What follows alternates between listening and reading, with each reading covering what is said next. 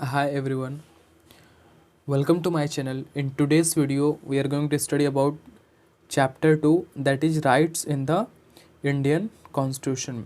कि Indian constitution में क्या क्या राइट्स है वो चीज़ हम इस चैप्टर में पढ़ने वाले हैं। ये चैप्टर पढ़ने के बाद हमें पता चलेगा what are the various fundamental rights listed in the constitution of India. क्या क्या राइट्स हैं, फंडामेंटल राइट्स जो कॉन्स्टिट्यूशन ऑफ इंडिया में लिस्टेड है, और इन राइट्स को कैसे प्रोटेक्ट किया जाता है, कौन है जो इन राइट्स को प्रोटेक्ट करके रखा है।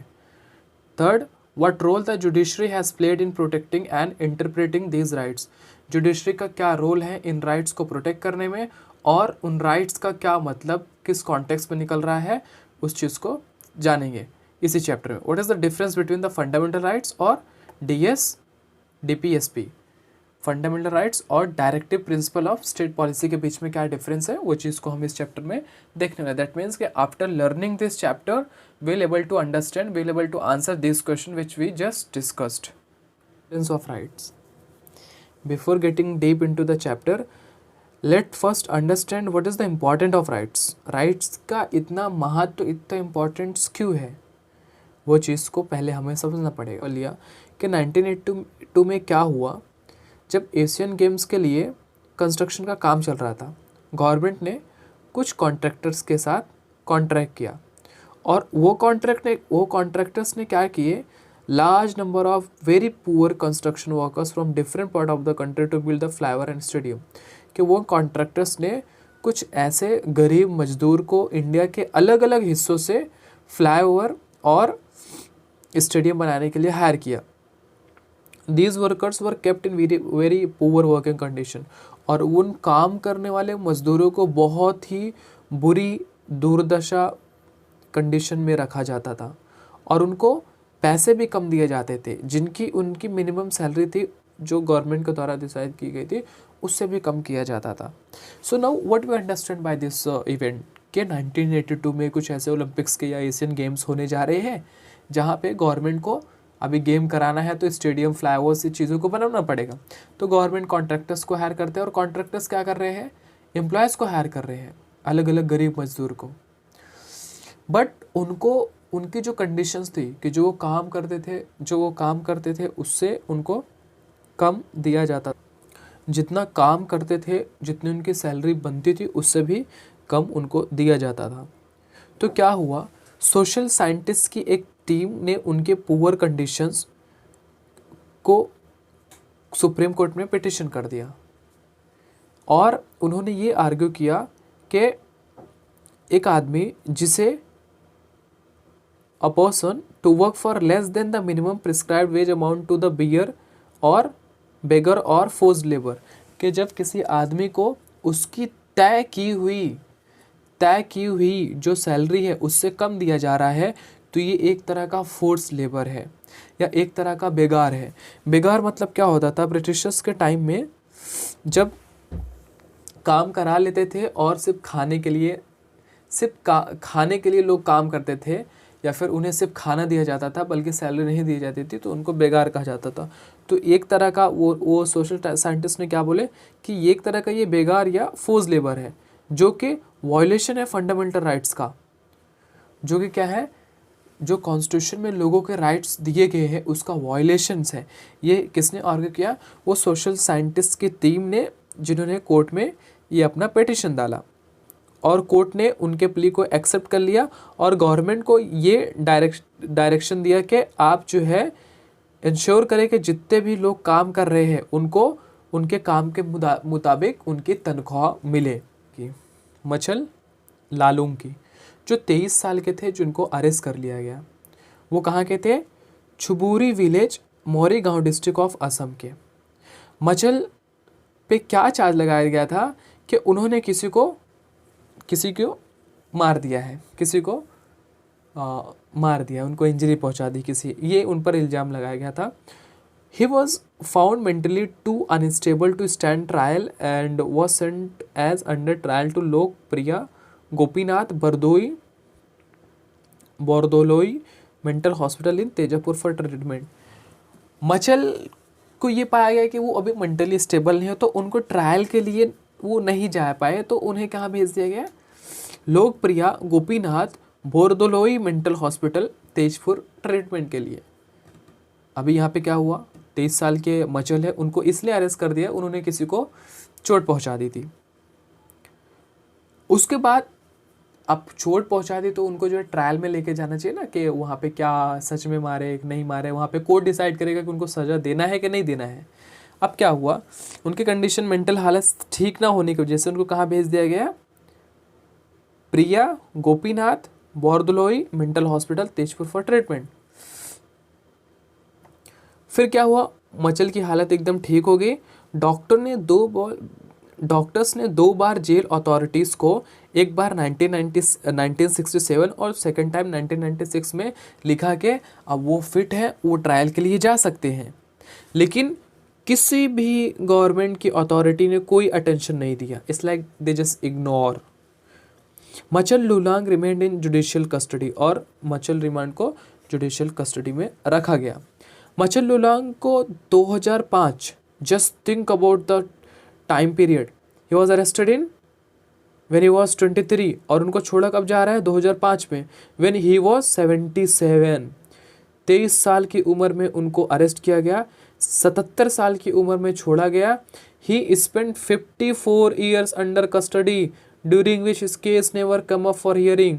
54 साल उनको कस्टडी में रखा गया, उस दरमियान उनका केस कभी हियरिंग के लिए आया ही नहीं।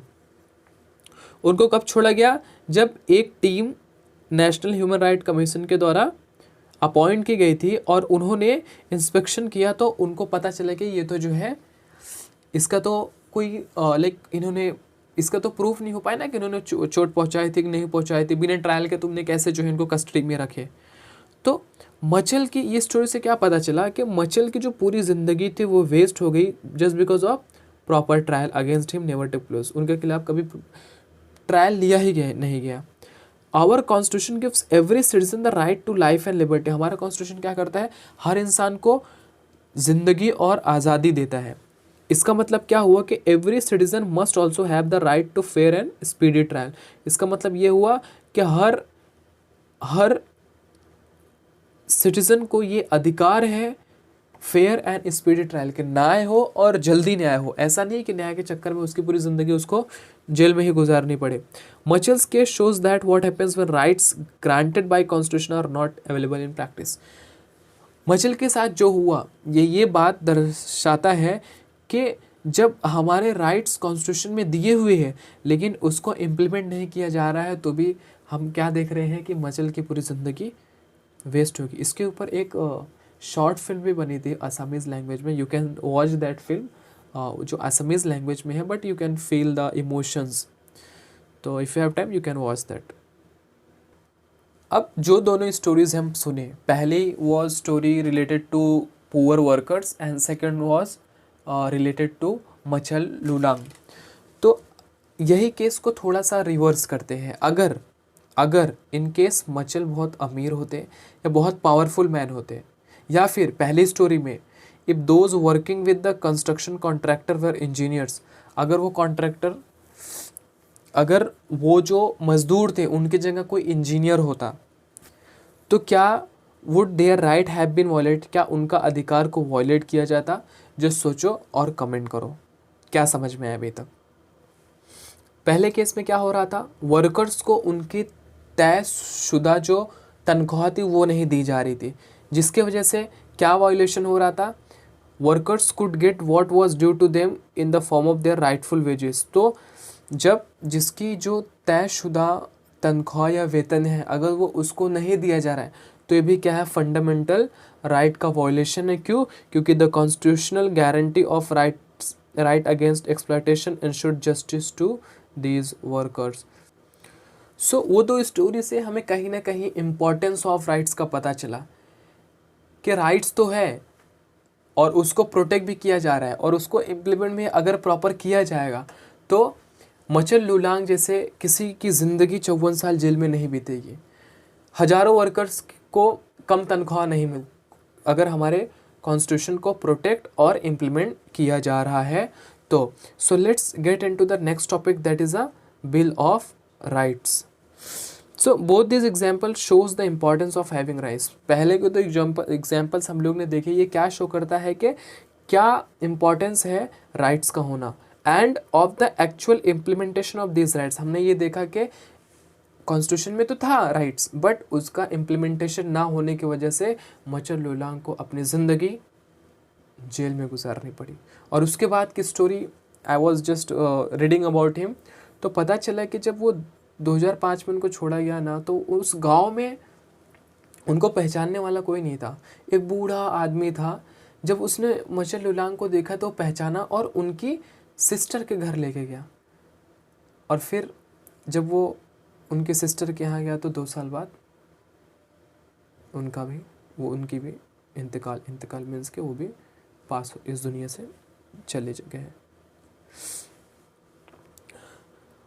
Democracy must ensure that individual have certain rights and that the government will always recognize these rights. सबसे पहले तो डेमोक्रेसी क्या इंश्योर करेगी? डेमोक्रेसी ये इंश्योर करेगी कि इंडिविजुअल के सर्टेन राइट्स है और गवर्नमेंट हमेशा उस चीज़ पर इम्प्लीमेंटेशन में, उसके प्रोटेक्शन में पूरा ध्यान रखेगी। Therefore, it is often a practice in most democratic countries to list the rights of citizen in the constitution itself.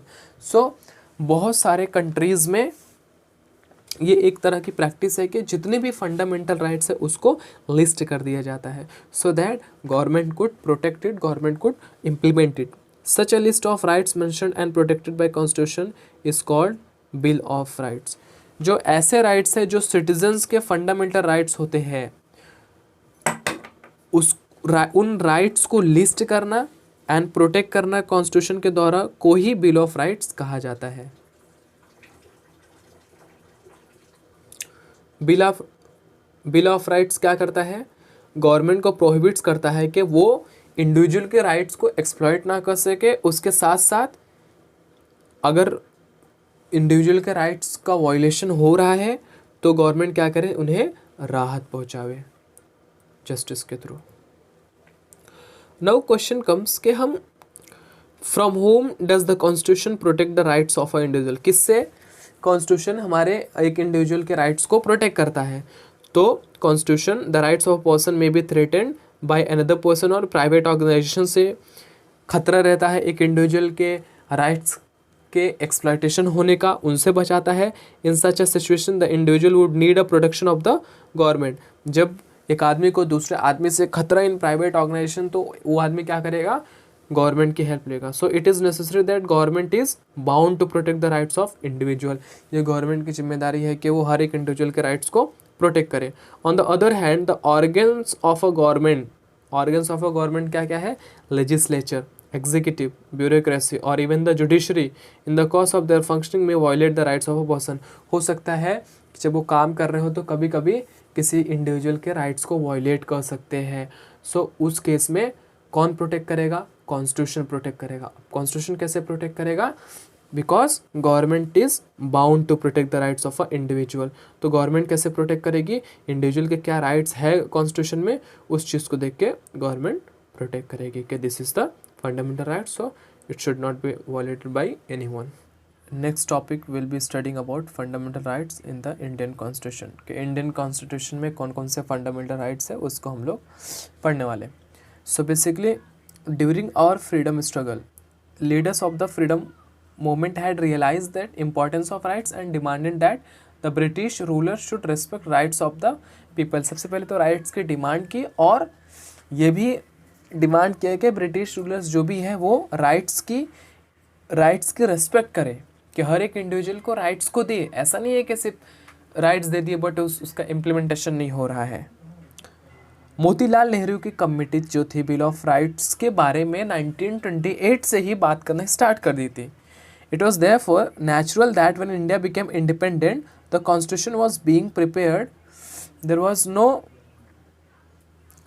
To opinion on the inclusion and protection of rights in the constitution.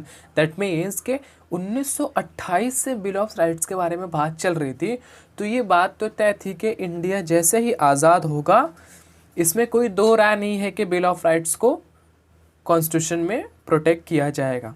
The constitution listed the rights that would be specially protected and called them fundamental rights. और constitution में कुछ ऐसे rights है जो list किए गए हैं और उनको स्पेशली प्रोटेक्शन दिया जाता है। ऐसे राइट्स को हम क्या कहते हैं? Fundamental rights.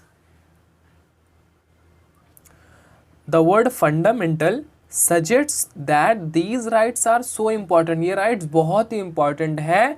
क्योंकि the constitution has separately listed them, अलग से लिस्ट किया है इन राइट्स को कॉन्स्टिट्यूशन में, and made special provisions for their protection, और उसको प्रोटेक्शन के लिए एक अलग कायदा और कानून बनाया गया है। फंडामेंटल राइट्स इतने इम्पॉर्टेंट है कि कॉन्स्टिट्यूशन खुद ने ही ये इंश्योर किया है कि गवर्नमेंट उसको वायलेट नहीं कर सकती। दैट मीन्स कि if government wants to change some fundamental right of a people, तो वो इतना आसान नहीं है जितना कि ऑर्डिनरी लॉस को चेंज करना आसान है। और फंडामेंटल राइट्स जो है ना, वो एकदम ही अलग है अदर राइट्स से, क्योंकि एक जो ऑर्डिनरी लीगल राइट्स होते हैं उनको एक लॉ के थ्रू चेंज किया जा सकता है, उसका भी कॉन्स्टिट्यूशन में प्रावधान है। लेकिन फंडामेंटल राइट्स जो होते हैं उसके प्रोटेक्शन और गारंटी की जिम्मेदारी कॉन्स्टिट्यूशन ने खुद ही ने ही ली है। कि कॉन्स्टिट्यूशन इस तरह से फ्रेम किया गया है कि अगर कोई गवर्नमेंट चाहे कि मैं ये फंडामेंटल राइट को चेंज कर दूं तो इतना आसान नहीं होने वाला। ये नहीं है कि चेंज नहीं हो सकता, बट ये है कि इतना आसान नहीं है जितना आसानी के साथ हम ऑर्डिनरी लॉस को चेंज कर देते हैं। ऑर्डिनरी राइट्स को हम चेंज कर सकते हैं एक प्रोसेस के थ्रू, एक लॉ के थ्रू। जब हम बात करते हैं फंडामेंटल राइट्स की ना, तो only B change bye amending the constitution itself. ये तभी हो सकता है जब हम कॉन्स्टिट्यूशन को ही चेंज कर दें। Beside this no organ of the government can act in a manner that violates them. As we shall study below in this chapter, जो कि हम बाद में पढ़ेंगे इस चैप्टर में, judiciary has the powers and responsibility to protect the fundamental rights from violation by actions of the government. कि judiciary की वो पास पावर है कि अगर गवर्नमेंट चाह रही है कि मैं ये फंडामेंटल राइट चेंज भी कर दूं, तो लास्ट में किसके पास जाएगा वो पूरा मामला? जुडिशरी के पास। तो जुडिशरी का जो फाइनल कॉल रहेगा। तो जुडिशरी एक बॉडी है जो बैठी हुई है कि गवर्नमेंट कुछ ऐसा कर ही नहीं सकती जो कॉन्स्टिट्यूशन के खिलाफ हो। तो इस वजह से फंडामेंटल राइट्स को चेंज करना is next to impossible. We can't say कि इम्पॉसिबल, बट ये कह सकते हैं कि उतना आसानी से नहीं होगा जितना आसानी से ऑर्डिनरी लॉ हो जाता है। जी, executive as well as legislative actions can be declared illegal by the judiciary. Executive के और लेजिस्लेटिव के एक्शन को जुडिशरी इलीगल कर सकता है अगर वो फंडामेंटल राइट्स को वायलेट करो। मतलब कि कोई ऐसे लॉ ला रहे हैं, कोई ऐसा कानून ला रहे हैं जो फंडामेंटल राइट्स को वायलेट कर रहा है, तो जुडिशरी क्या बोलेगा कि you can not do that. मैं यहाँ बैठा हूँ, तुम नहीं कर सकते हो इसको, तुम ये करके फंडामेंटल राइट को चेंज करना चाह रहे हो, नहीं नहीं नहीं, मैं ऐसा होने नहीं दूंगा। तो पावर किसके पास है? जुडिशरी के पास है। However fundamental rights are not absolute और अनलिमिटेड राइट्स। फंडामेंटल राइट जो है वो एब्सोल्यूट नहीं है। दैट मीन्स कि ये है, अगर suppose let suppose government like constitution has given you the right to speech, freedom of speech, तो इसका मतलब ये नहीं कि तुम चलते फिरते किसको भी गाली दो और बोलो कि भाई मेरा फ्रीडम ऑफ स्पीच है, I can say whatever I want. No no no no, government can put reasonable restriction on the exercise of our fundamental rights. क्या गवर्नमेंट कुछ रेस्ट्रिक्शंस डाल सकती है? जैसे फॉर एग्जांपल अभी कोविड आया, हम सब लोग घर में बंद हो गए थे। देखो, कहीं पे भी आना जाना ये हमारा क्या है? फ्रीडम है। लेकिन गवर्नमेंट ने क्या किया? लॉकडाउन लगा दिया। तो क्या हम ये कह सकते थे कि अरे ये तो फंडामेंटल राइट्स का वायलेशन है, हमें घर के अंदर बंद किया गया है? नहीं नहीं, वहाँ पे गवर्नमेंट रीजनेबल रेस्ट्रिक्शंस लगा सकती है कुछ रीजंस की वजह से। तो you can understand by this example, Covid वाले एग्जांपल से, कि कैसे गवर्नमेंट कुछ फंडामेंटल राइट्स पे रेस्ट्रिक्शंस लगा सकती है, बट उसको वायलेट नहीं कर सकती है। ज़िंदगी भर के लिए तुमको घर में नहीं बंद कर सकते, बट हाँ सम पीरियड के लिए, जब तक कोविड था, you had to stay at your home. Same उसी कॉन्टेक्स्ट में bill of rights in the South African constitution में पढ़ते हैं। But before that let's revise के what is the meaning of bill of rights.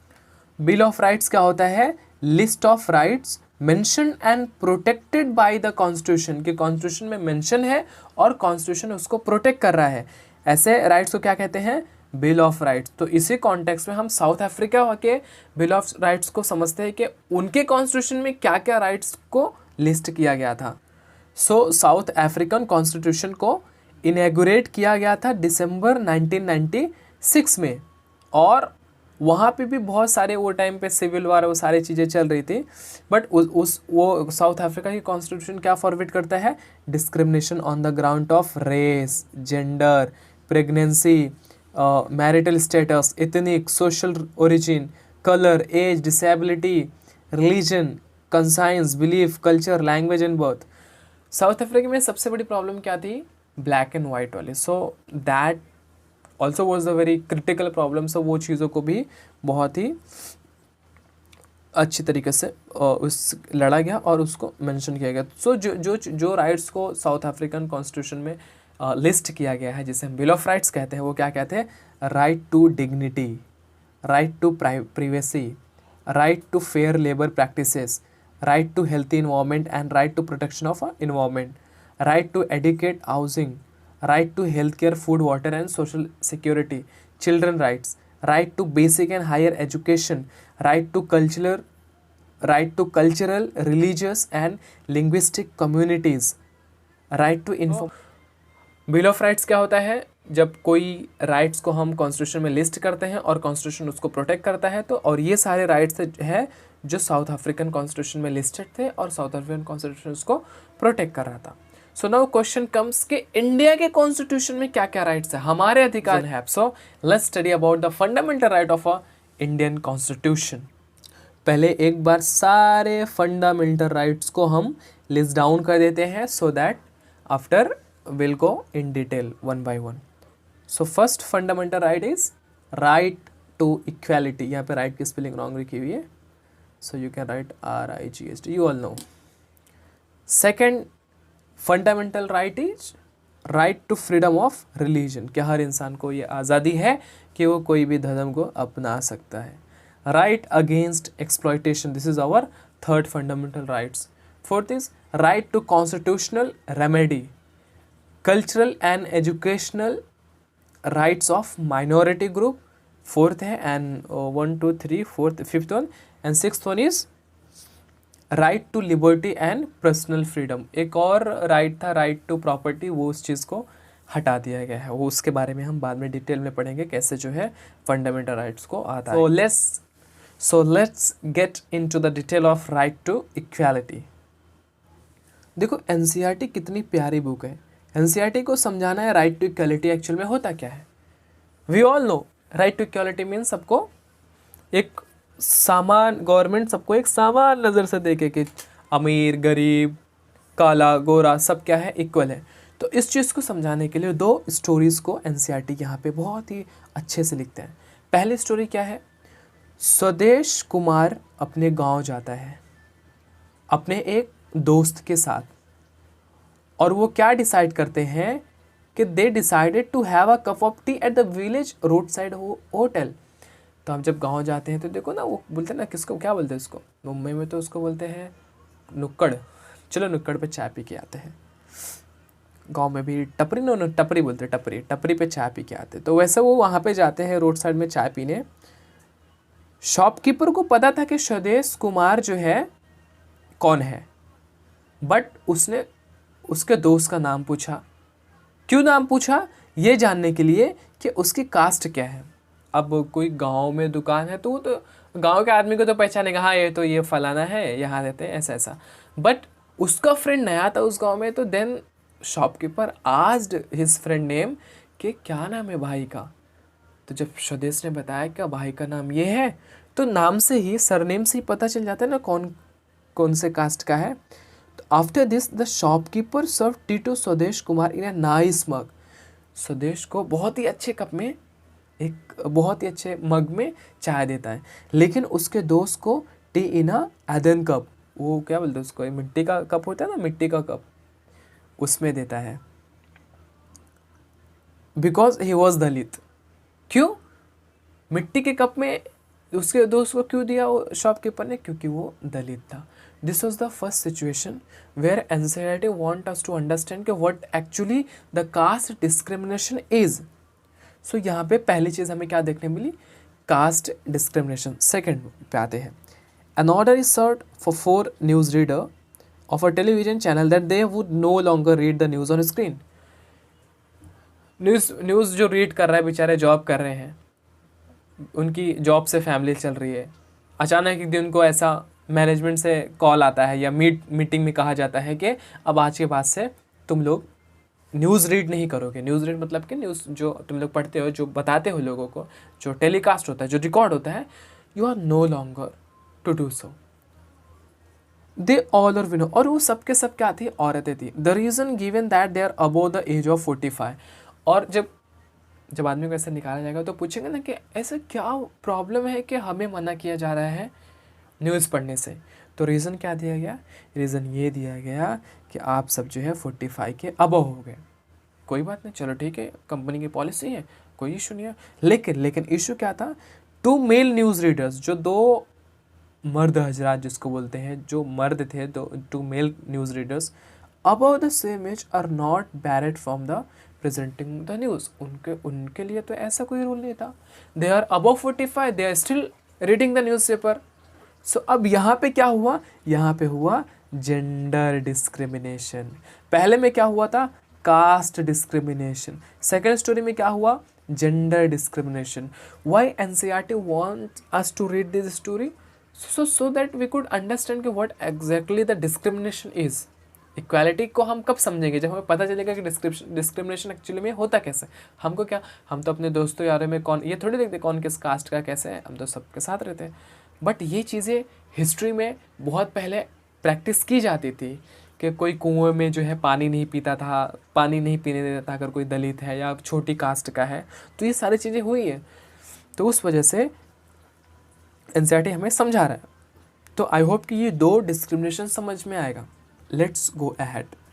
कोई भी रहेगा दोनों सिचुएशंस को जब देखेगा पढ़ेगा तो क्या बोलेगा, अरे भाई ये तो साफ साफ डिस्क्रिमिनेशन है, ये साफ साफ डिस्क्रिमिनेशन है। डिस्क्रिमिनेशन मतलब भेदभाव है कि एक को मग में दिया जा रहा है और एक को मिट्टी के कप में दिया जा रहा है, और एक वहाँ पे वीमेन है तो उसको न्यूज़ नहीं पढ़ना दिया जा रहा है, और मेन है तो उसको पढ़ने दिया जा रहा है। Do you think that such discrimination is justified? क्या ये सारे डिस्क्रिमिनेशन जस्टिफाइड है? जस्ट बिकॉज ही इज दलित उसको कप में दिया जा रहा है, जस्ट बिकॉज वो वुमेन है तो उसको न्यूज़पेपर नहीं पढ़ने दिया जा रहा है, क्या ये जस्टिफाइड है? Right to equality tries to do away with such and other discrimination. Right to equality क्या करता है, ऐसी चीज़ों को सोसाइटी से बाहर करता है। It provides for equal access to public places like shop, hotels, places, entertainment, well, bathing ghats and places of worships. Right to equality क्या करता है, हर सिटीजन्स को ये इक्वलिटी देता है कि हर इंसान हर जगह, हर दुकान, हर वो पब्लिक प्लेस पे जा सकता है जहाँ पे सबको एक्सेस है, वहाँ पे सबको रहेगा, whether he is from Dalit और whatever community he belongs to. You got the there can not be any discrimination in this access on the basis of caste. सिर्फ इस वजह से डिस्क्रिमिनेशन नहीं होगा क्योंकि वो कास्ट, उसकी कास्ट दलित है, या creed, colour, sex, religion and place of birth, ये सब की वजह से कोई भी डिस्क्रिमिनेशन नहीं होनी चाहिए। ये राइट टू इक्वलिटी में क्या करता है कि किसी के कास्ट के बेस पे, किसी के क्रीड के, किसी के कलर के, किसी के सेक्स मतलब मेल है या फीमेल है, रिलीजन, किसी के प्लेस ऑफ बर्थ पे, उसके साथ डिस्क्रिमिनेशन नहीं किया जाएगा। It also prohibits any discrimination in public employment. और पब्लिक एम्प्लॉयमेंट में भी कोई डिस्क्रिमिनेशन नहीं होगा कि अरे ये जो है मेरे जान पहचान वाले का है तो इसको जल्दी करा दो, अरे ये तो बहुत अमीर है इसको जल्दी करा दो, ये गरीब है इसको थोड़ा टाइम लगाओ। ये सारे डिस्क्रिमिनेशन नहीं चलेंगे पब्लिक एम्प्लॉयमेंट में।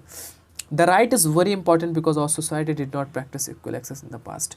ये राइट इसलिए ज़रूरी है क्योंकि हमारा इतिहास कुछ ऐसा था जहाँ पे कुछ बैकवर्ड कम्युनिटीज़ के लोगों को बहुत ज़्यादा तकलीफ़ें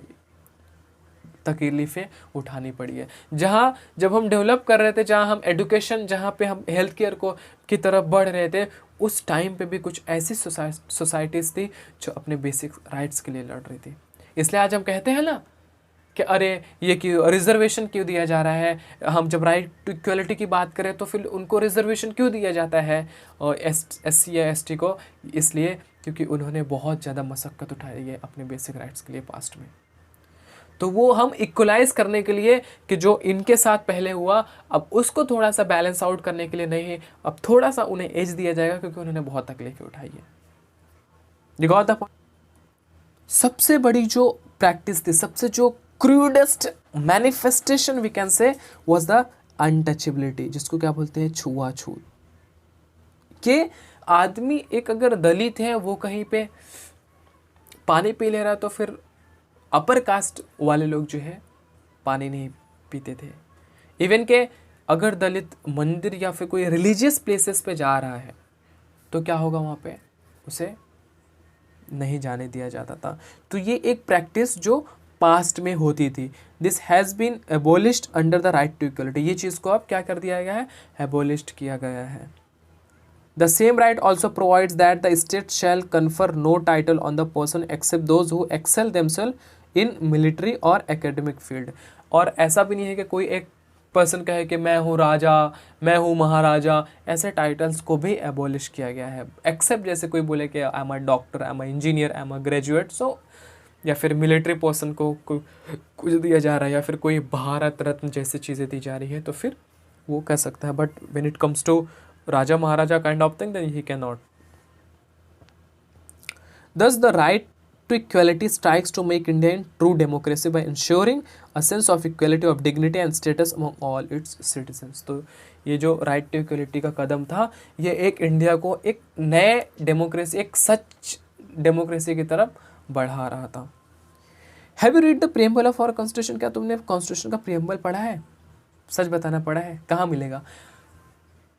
एनसीईआरटी की हर बुक में इंडेक्स के बाद या इंडेक्स के पहले रहता ही रहता है।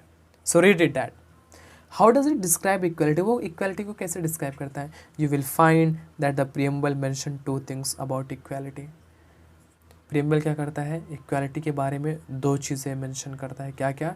Equality of status and equality of opportunity. क्या क्या मेंशन करता है?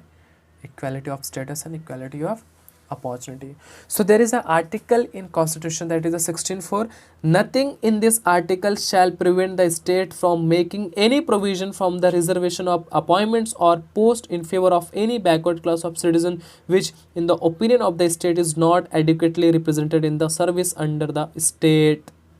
इस आर्टिकल में कॉन्स्टिट्यूशन ने साफ साफ बता दिया कि कभी ऐसा हो कि इन फ्यूचर SC ST लोगों, जो बैकवर्ड क्लास के लोग हैं, जो बैकवर्ड क्लास के लोग हैं, उनके लिए अगर कोई स्कीम आ रही है या कुछ रिजर्वेशन दिया जा रहा है तो इसका मतलब ये नहीं है कि हम राइट टू इक्वलिटी की बात करें तो सबको बराबर दिया जाना चाहिए। तो इस आर्टिकल में साफ साफ मना कर दिया गया कि वो ऐसा नहीं है कि आर एबल टू अंडरस्टैंड, ऐसा नहीं है कि उन्हें जो है रिजर्वेशन दिया जा रहा है तो ये फिर राइट टू इक्वलिटी का एक्सप्लॉयटेशन है। नहीं नहीं, बल्कि यहाँ पे क्लियरली मेंशन किया गया है कि ये राइट टू इक्वलिटी का एक्सप्लॉयटेशन नहीं है, बल्कि just because they have suffer a lot, उनके बढ़ावे के लिए, एक सोसाइटी में बैलेंस आउट करने के लिए ये चीज़ें कॉन्स्टिट्यूशन में की गई है। सो दो चीज़ हम पढ़े, equality of status and equality of opportunity. So equality of opportunity means के all sections of society enjoy equal opportunity। But in a society where there are various kinds of social inequalities, what does equal opportunity means? Equal opportunity मतलब कि जितने भी लोग हैं society में सबको equal opportunities मिले। लेकिन ऐसी सोसाइटी जहाँ पे कुछ सोशल इनइक्वालिटीज़ है, कुछ सामाजिक अस्थिरता है, जिसको बोलते हैं इनइक्वालिटीज़ है, तो वहाँ पे इक्वल अपॉर्चुनिटी का मतलब क्या हुआ? तो constitution clarifies that the government can implement special schemes and measures for improving the condition of certain section of a society।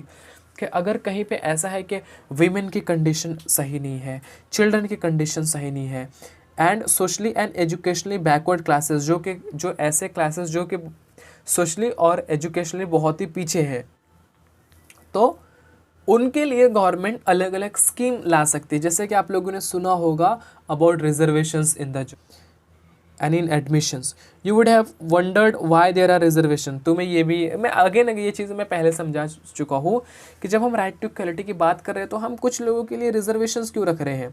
If you follow the principle of equality, अगर हम सबको इक्वालिटी की बात करें कि सबको बराबर मिलेगा, सब मिलेगा, तो फिर जब हम कोई जेई का एग्जाम दे रहे हैं, नीट का एग्जाम दे रहे हैं, गवर्नमेंट का एग्जाम दे रहे हैं, तो वहाँ पे SC ST के लिए कट ऑफ्स अलग अलग क्यों है? Why there are inequalities? हम जैसे जनरल वाले लोग तो बहुत सफ़र करेंगे ना, कि दिन रात मेहनत कर रहे हैं, then only we are not able to get on the cut off. But एक SC ST वाला जो है इजिली ले आ रहा है. तो यहाँ पे वही चीज़ कॉन्स्टिट्यूशन क्या बोल रहा है कि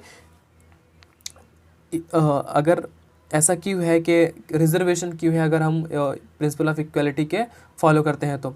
इनफैक्ट अगेन जो 16(4) आर्टिकल है मैंने ऊपर बताया of the constitution explicitly clarifies that policy like reservation will not be seen as violation of a right to equality.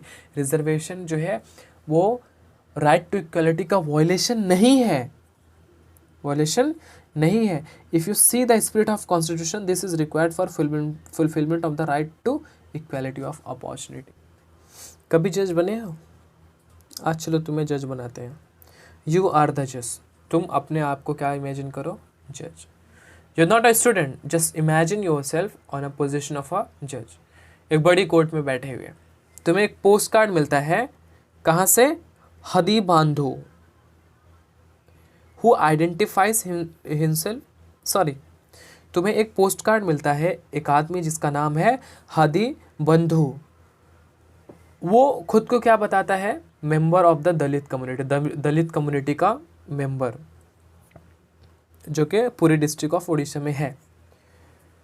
तो वो क्या लिखता है कि men from this community refuse to follow a custom that required them to wash the feet of groom and guest of the upper caste. कि उसकी community के जो लोग हैं वो एक कस्टम जो चला आ रहा है, कस्टम क्या है कि दूल्हे और दुल्हन का feet of a groom, groom मतलब दूल्हा होता है ना, मैं भूल गया. हाँ.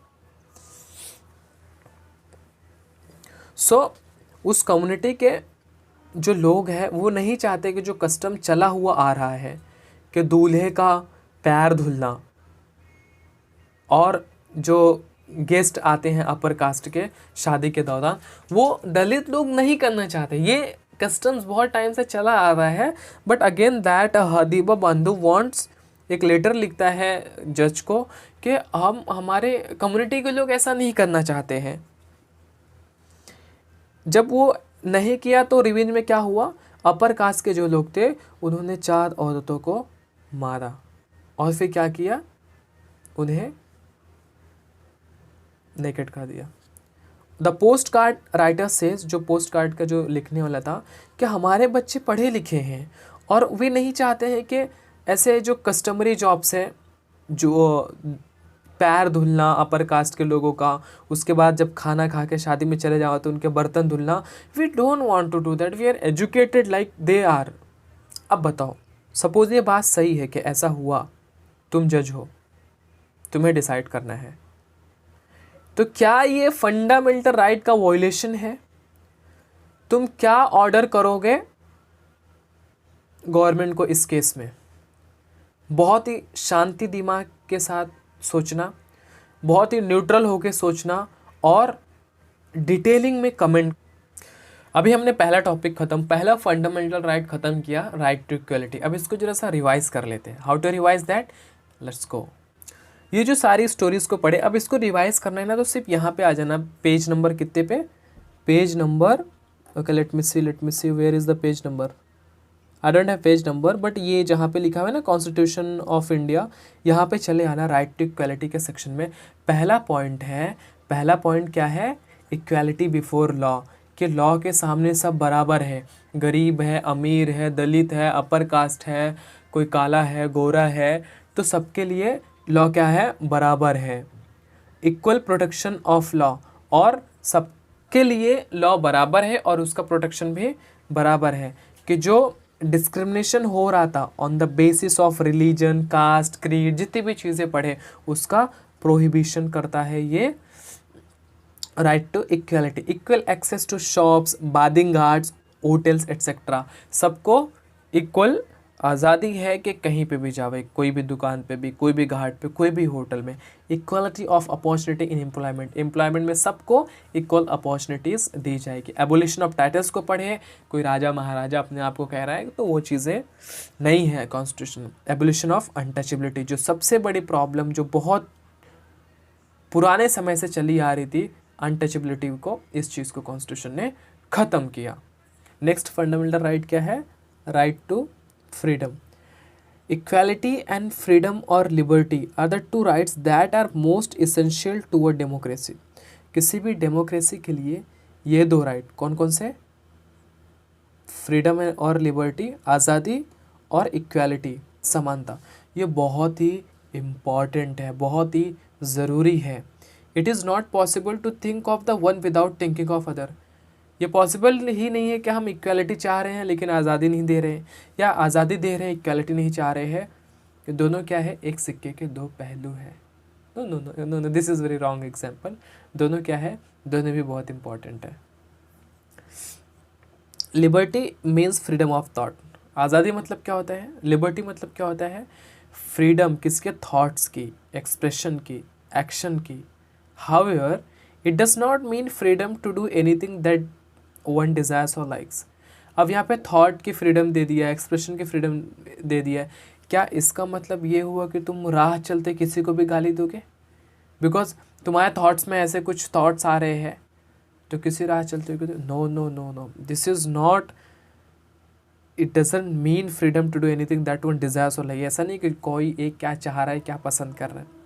If that were to be permitted then a large number of people will not be able to enjoy their freedom. अगर ऐसा हुआ तो तुम अपने फ्रीडम को एंजॉय करने के चक्कर में दूसरे की लिबर्टी, दूसरे की इंटीग्रिटी, दूसरे की डिग्निटी को हर्ट करोगे।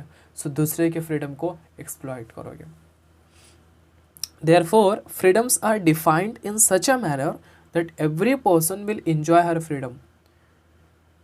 फ्रीडम को इस तरह से डिज़ाइन किया गया है, डिफाइन किया गया है कि हर एक इंसान फ्रीडम को इंजॉय करेगा without threatening freedom of others, बिना दूसरे के फ्रीडम को वायलेट किए, without endangering the law and order of a situation. So this was the right to freedom.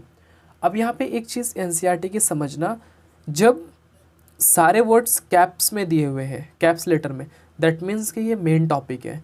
जब छोटे लेटर्स आ गए हैं, इसका मतलब इसका ही सब टॉपिक क्या है? Right to life and personal liberty.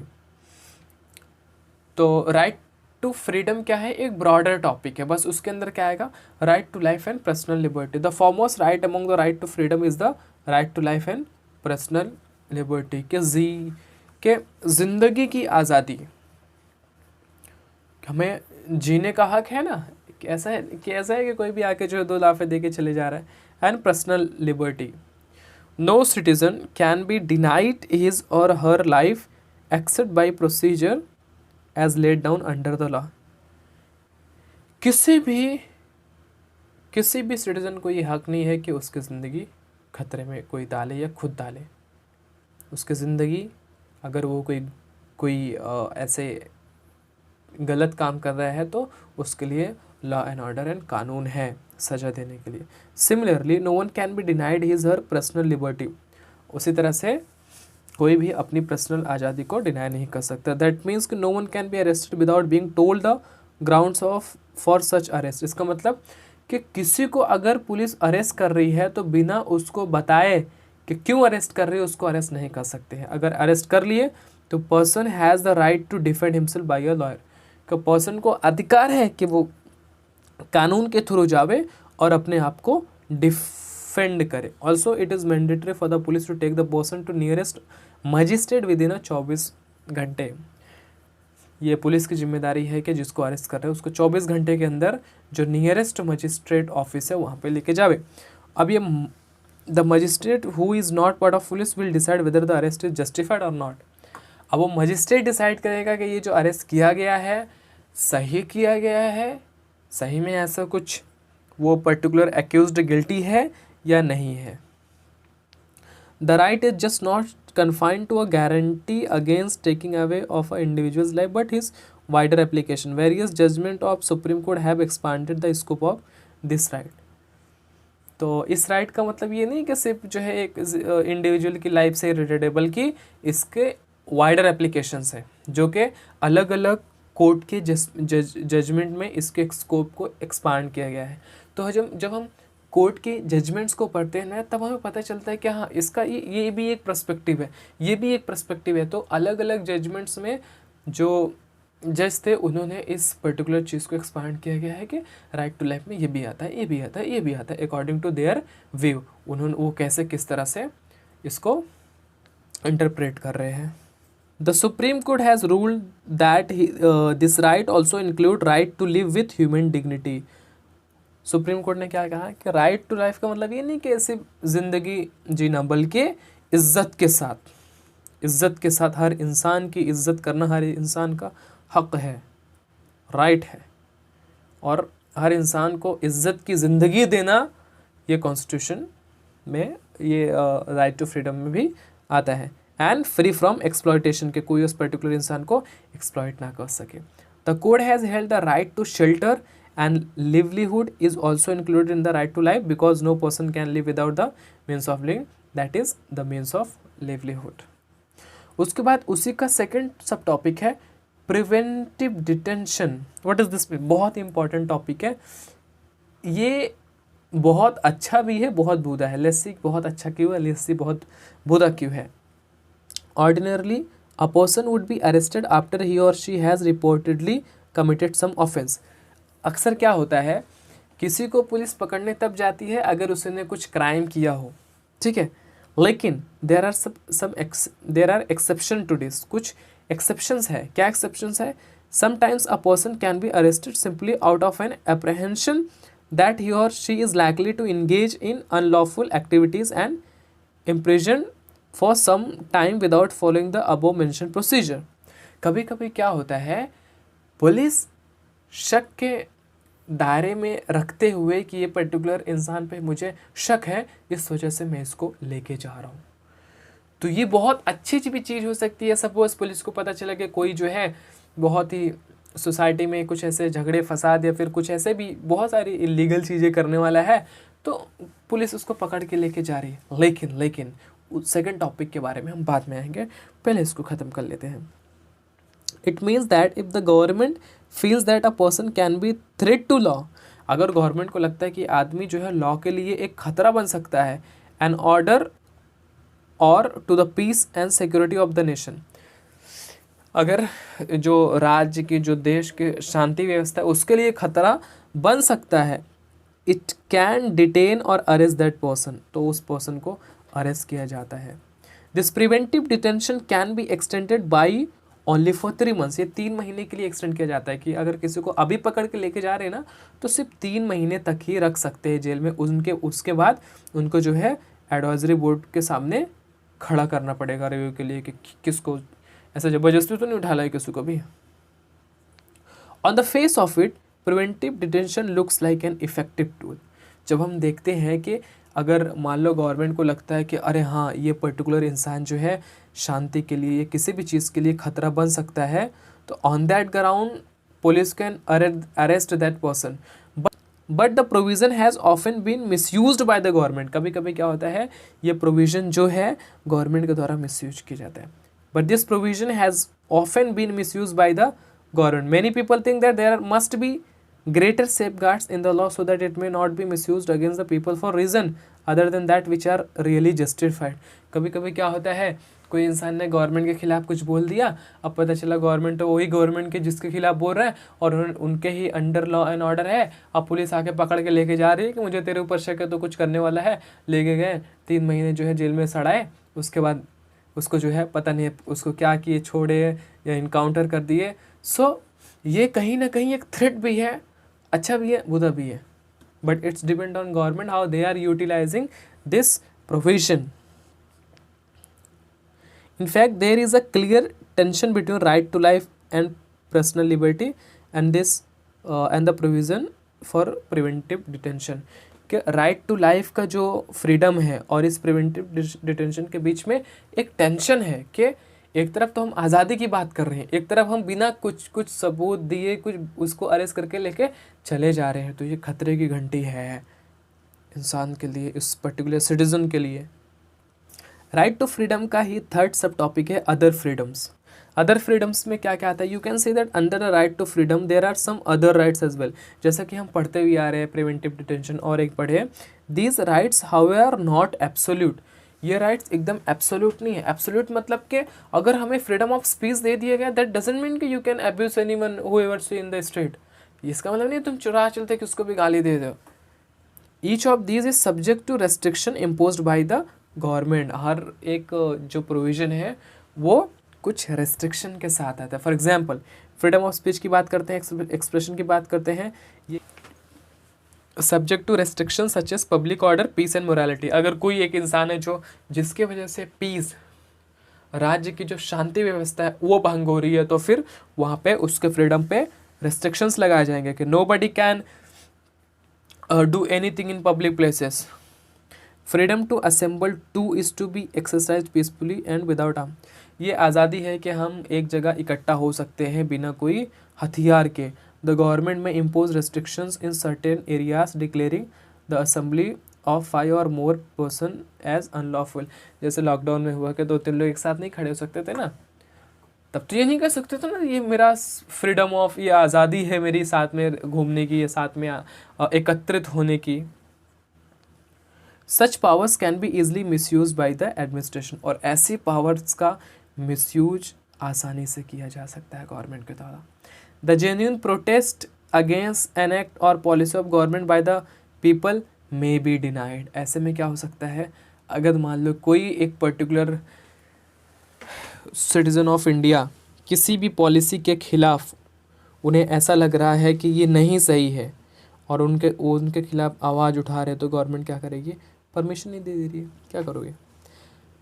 क्योंकि तुमको प्रोटेस्ट करना है, तुम 2-3 लोग तो कर नहीं सकते, तुमको कम से कम 100-200 लोग चाहिए, और गवर्नमेंट क्या बोलेगी कि 3-4 लोग एक जगह खड़े नहीं हो सकते, दैट्स इट, न गो, बोरिए बिस्तर लो, यहाँ से निकलो।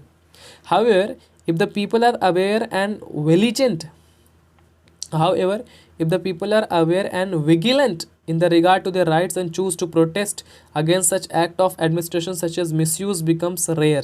अगर लोगों को ये सारे राइट्स के बारे में पता है, देखो हम पढ़ क्यों रहे हैं, सिर्फ एग्ज़ाम के लिए नहीं पढ़ रहे हैं, बल्कि हम इसलिए भी पढ़ रहे हैं ताकि ज़िंदगी में कभी कुछ ऐसा आवे तो हम अपनी आवाज़ को उठा सके, हमारा एक्सप्लॉयटेशन ना हो सके। ठीक है। In the constituent assembly itself some members had express their dissatisfaction about restriction on right. जब ये कॉन्स्टिट्यूशन को बनाया जा रहा था, कॉन्स्टिट्यूएंट असेंबली के ही कुछ मेंबर्स भी इस रेस्ट्रिक्शन के ऊपर आवाज़ उठाए थे कि ऐसा हो सकता है कि people wants to protest against government, but government ये रेस्ट्रिक्शन का वो लेके उन पर पाबंदी लगा ले कि तुम 5 लोग एक जगह मिलकर प्रोटेस्ट नहीं कर सकते हो, बिल्कुल नहीं।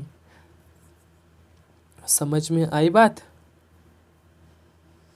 तो सोमत लाहरी साहब ने अपने व्यूज़ को रखे थे, उस व्यूज़ को पढ़ लेना।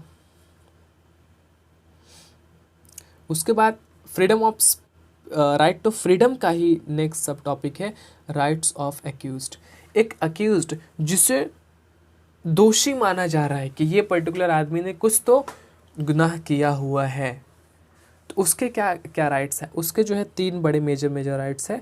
पहला क्या है? No person would be punished for the same offence more than once. कोई भी इंसान सेम गलती के लिए 2 बार उसको सज़ा नहीं मिलेगी। दूसरा, no law shall declare any action as illegal from back date. इस मान लो 1 जनवरी 2023 के बाद जो है चोरी करना क्या हो गया? ऑफेंस हो गया। बट उसके पहले चोरी करने की छूट थी, तो उसके पहले 2022 में एक इंसान ने जितनी चोरी की है, अब वो 2023 में जो रूल लग रहा है उसके लिए वो क्या होगा? उसके लिए वो लॉ एप्लीकेबल नहीं होगा। क्यों?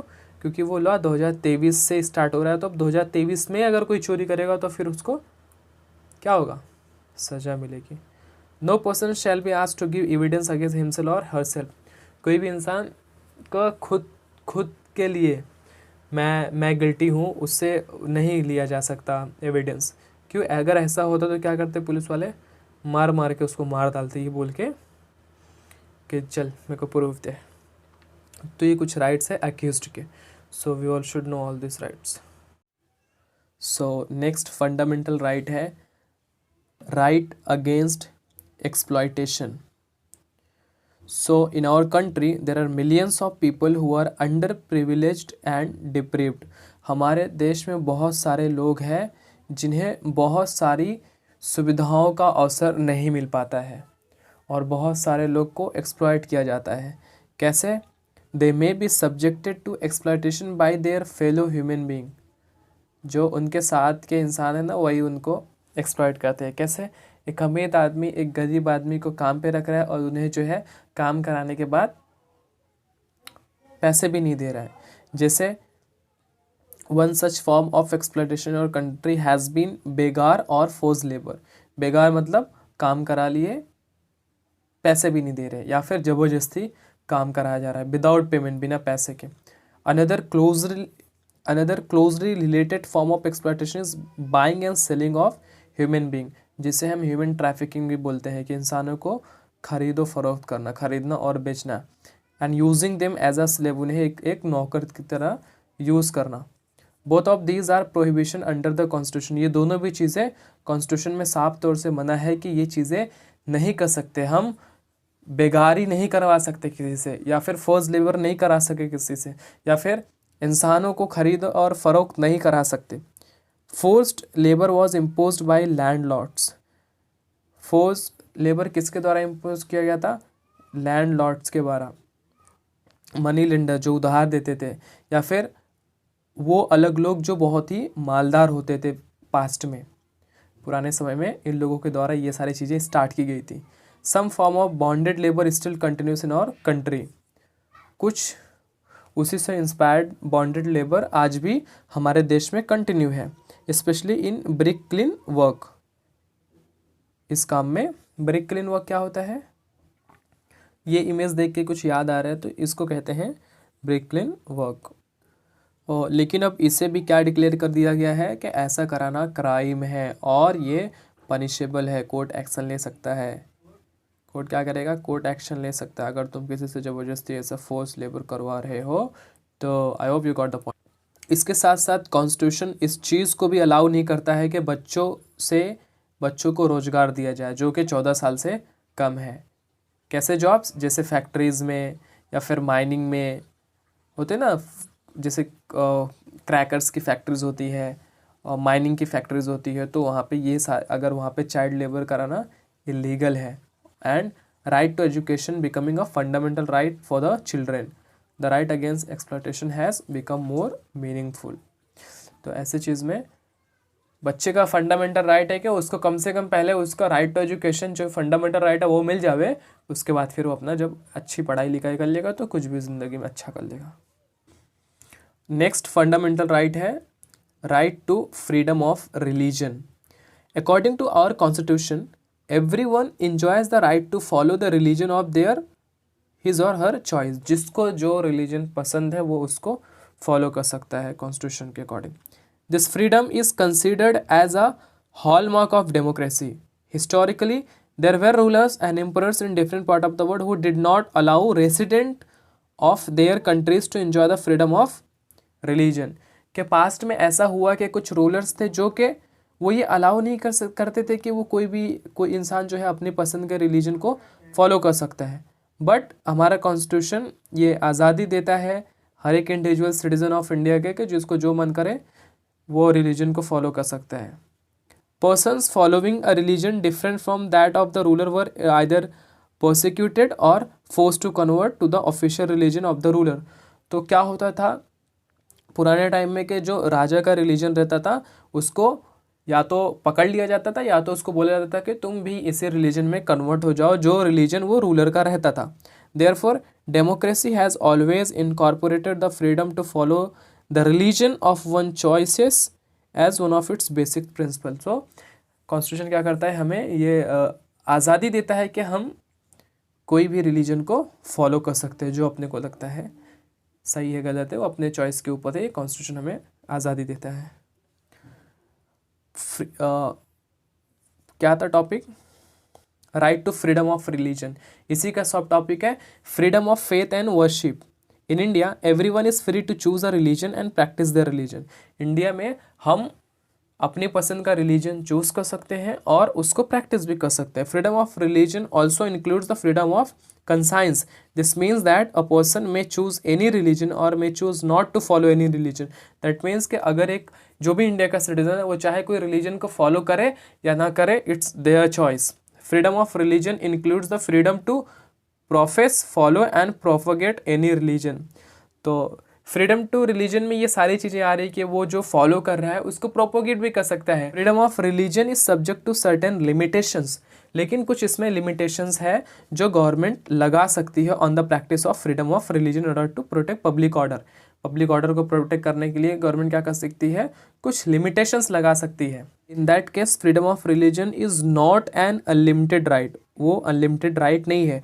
Government can interfere in religious matters for routing out certain social evils.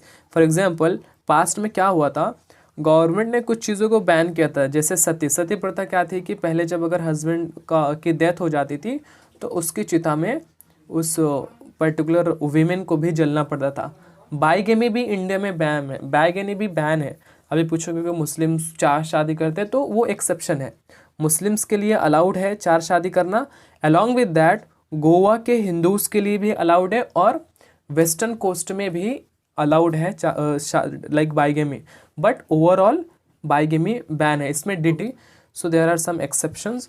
और ह्यूमन सेक्रीफाइस के लोगों का सेक्रीफाइस करना ये भी जो है कहीं कहीं पे प्रथा थी तो उसको भी गवर्नमेंट ने बैन किया। Such restriction can not be opposed in the name of interference in right to freedom of religion. अब ये जो रेस्ट्रिक्शन है ना, इसको अपोज नहीं कर सकते ये कह के कि ये तो मेरा फ्रीडम ऑफ रिलीजन है, गवर्नमेंट क्यों इंटरफेयर कर रही है। तो अब ये सारे रेस्ट्रिक्शन को ना लोग अपोज नहीं कर सकते ये कहते हुए कि ये तो मेरा फ्रीडम ऑफ रिलीजन है, क्योंकि गवर्नमेंट को जहाँ लगता है कि इस चीज़ से पब्लिक ऑर्डर पे फ़र्क पड़ रहा है वो तुरंत इंटरफेयर करेगी। तो यहाँ पे people can not oppose in the name of interference in the right to freedom of religion. The limitations on the right of freedom of religion always produce tension between followers of various religions and the government. अब जब इस पे limitations लगती है तो फिर जो उस religion को follow करने वाले हैं वर्सेस गवर्नमेंट, इनके बीच क्या होगा, टेंशन बढ़ेगी। When the government seeks to restrict some activities of any religious group, people of that religion feel that this is interference in their religion. जैसे कि अभी जलीकट्टू का केस हुआ था, जलीकट्टू पता है, सर्च करना यूट्यूब पे जलीकट्टू। तो वहाँ पे एक्चुअल ऐसा कुछ सांड की रेस होती है जिसमें बहुत ज़्यादा हर्ट किया जाता है। वो तो कुछ जो है नेशनल कमीशंस के लोगों ने कहा कि ये तो एनिमल्स के साथ बहुत बुरा किया जा रहा है, कि उनकी आंखों में मिर्ची डाली जा रही है, ये चीज़ की जा रही है। तो इसकी डिटेलिंग जो है लाइव जो है यूट्यूब में कोर्ट ने इसका वो किया था, तो you can watch that video to get more into that thing. Freedom of religion become a matter of political controversy for yet another reason. The constitution has guaranteed the right to propagate one's religion. This include persuading people to convert from one religion to another. तो ये constitution हमें allow करता है कि लोग जो है किसी जो रिलीजन को फॉलो करते हैं, अगर they want to convert anyone they can convert, but उसके लिए उनको कन्विंस करना पड़ेगा कि क्यों उनको उसमें लाया जा रहा है। हाउएवर कि अगर कोई किसी को कन्वर्ट कर रहा है, कन्वर्ट कर सकता है, but constitution does not allow forcible conversion. Constitution क्या करता है, कॉन्स्टिट्यूशन फोर्सिबल कन्वर्जन को अलाउ नहीं करता। It only give us the right to spread information about our religion. ये क्या कहता है कि यू कैन स्प्रेड जो भी information you have related to your religion, you can spread के मेरे रिलीजन में ये सारी चीज़ें हैं, ऐसा है, ये वैसा है। तो अगर somebody को लगता है कि हाँ ये चीज़ है मेरे को सही लग रही है, तो they can convert to that religion. But अगर को फोर्स करके तो वो चीज़ें कॉन्स्टिट्यूशन अलाउ नहीं करता है। Equality of all religion. Being a country which is home to several religions, it is necessary that government must extend equal treatment to different religion. हम ऐसे कंट्री में रहते हैं जो अलग अलग धर्मों का घर है, हिंदू, मुस्लिम, सिख, ईसाई। तो ये गवर्नमेंट के लिए बहुत ज़रूरी है कि हर रिलीजन के साथ इक्वल ट्रीटमेंट हो। Negatively, it means that government will not favour any particular religion. इसका मतलब ये है कि गवर्नमेंट कोई एक रिलीजन को फेवर ना करे। India does not have any official religion. India के पास कोई ऑफिशियल रिलीजन नहीं कि इंडिया ये इनकी कंट्री है, उनकी कंट्री है। इंडिया क्या है? एक सेकुलर स्टेट है। We don't have to belong to any particular religion in order to be a prime minister और प्रेसिडेंट और जज और any other public official. That means के सारे रिलीजन इक्वल नहीं। ये ज़रूरी नहीं कि हमको किसी रिलीजन से ही आना पड़ेगा। लाइक अगर कोई पर्टिकुलर रिलीजन से ही है तभी प्राइम मिनिस्टर बन पाएगा, या नहीं है तो नहीं बन पाएगा, ऐसा नहीं है। अगर वो कोई रिलीजन से है या फिर अगर वो एथिस्ट भी है तो उसको भी इक्वल अपॉर्चुनिटीज़ दी जाएगी। We have also seen that under the right to equality there is a guarantee that government will not discriminate on the basis of religion in giving employment. हम लोग ने ये देखा कि गवर्नमेंट कभी भी डिस्क्रिमिनेट नहीं करेगी on the basis of religion. किसमें? जब हम एम्प्लॉयमेंट देने की बात करते हैं। The institutions run by the state will not preach any religion or give religious education nor will they favour person of any religion. तो जो भी इंस्टीट्यूशंस गवर्नमेंट चला रही है, स्टेट चला रही है, वे किसी तरह का रिलीजियस प्रीच नहीं कर सकते हैं या फिर रिलीजियस एजुकेशन नहीं दे सकते हैं, या फिर किसी ऐसे पर्सन का फेवर नहीं कर सकते जो बहुत ही रिलीजियस हो। The objective of this provision is to sustain and nurture the principle of secularism. That is why we call India is a secular state. Next fundamental right क्या है? Cultural and educational rights. when you talk of Indian society, जब हम Indian society की बात करते हैं, the image of diversity comes before our mind. Diversity सबसे पहले आती है। क्यों? क्योंकि इंडिया में डाइवर्सिफिकेशन है कि अलग अलग रिलीजन के लोग हैं, अलग अलग भाषा बोलने वाले लोग हैं। India is not made up of a monolithic society. You got the point? That means कि इंडिया में सिर्फ एक रिलीजन नहीं है, बल्कि डिफरेंट रिलीजन के लोग एक साथ रहते हैं। We are a society that has vast diversity. अलग अलग डाइवर्सिटी है। समझ रहे हो ना डाइवर्सिटी का मतलब? हिंदू मुस्लिम सिख ईसाई, हिंदू मुस्लिम सिख ईसाई, उसके बाद जो है अलग अलग लैंग्वेज के बेस पे Tamil, Telugu, Malayalam. In such a society that is full of diversity, ऐसी सोसाइटी में जो जहाँ पे फुल ऑफ डाइवर्सिटी है, there would be a social section which are small in numbers compared in other groups. तो ऐसा हो सकता है कि कुछ ऐसे सेक्शंस भी होंगे, कुछ ऐसा भी रिलीजियस ग्रुप होगा जो नंबर्स में बहुत कम होंगे, कुछ ऐसे भी होंगे जो नंबर्स में बहुत ज़्यादा होंगे। क्या होंगे? ज़्यादा होंगे। If a group is in minority, तो जो छोटे वाले रहते हैं ना उनको माइनॉरिटी कहा जाता है। Will it have to adopt the culture of majority, तो इसका मतलब क्या कि जो छोटे जो कम लोग हैं, जिस रिलीजन में जिस सोसाइटी में कम लोग हैं, क्या इसका मतलब ये हुआ कि उन्हें जो मेजॉरिटी वाला ग्रुप का कल्चर है उसको अडॉप्ट करना पड़ेगा? क्योंकि भाई अभी माइनॉरिटी के भी कुछ कल्चर है, कुछ उनके भी कस्टम्स हैं। तो our constitution believes that diversity is our strength. हमारा कॉन्स्टिट्यूशन क्या बिलीव करता है कि डाइवर्सिटी होना कंट्री में ही हमारी ताकत है। Therefore one of the fundamental rights in the right of the minorities to maintain their culture. तो कॉन्स्टिट्यूशन ने ये राइट दिया है माइनॉरिटीज़ को कि वो अपने कल्चर को मेंटेन करना, वो उनका फंडामेंटल राइट है। This minority status is not dependent only upon religion. Linguistic and cultural minorities are also included in this provision. ये provision में language और culture, that means कि कोई भी community अपने language को protect कर सकती है, अपने culture को protect कर सकती है। Minorities are groups that have common language or religion and in a particular part of the country or in a country as a whole. They are outnumbered by some other social section. Such communities have culture, language and script of their own and have the right to conserve and develop these. तो ऐसी societies जो minorities में आती है तो उनके पास ये right है कि अपने कल्चर को, अपने लैंग्वेज को, अपने स्क्रिप्ट को प्रोटेक्ट कर सकते हैं। ऑल माइनॉरिटीज रिलीजियस और linguistic can set up their own educational institutions, वो अपने इंस्टीट्यूशंस को भी सेट अप कर सकते हैं। By doing so they can preserve and develop their own culture, ऐसा करके अपने कल्चर को डेवलप कर सकते हैं। The government will not while granting aid to educational institution discriminate against any educational institution on the basis that it is under the management of minority। तो government इसमें भी डिस्क्रिमिनेट नहीं कर सकती है। जिस तरह से नॉर्मल कॉलेजेस, नॉर्मल जो गवर्नमेंट के स्कूल है उनको देख रही है, उसी तरह से गवर्नमेंट क्या देखेगी, माइनॉरिटीज़ के स्कूल्स को, माइनॉरिटीज़ के एजुकेशनल सिस्टम को भी गवर्न करेगी। गवर्न इन द सेंस के they will provide financial benefits or things that are needed.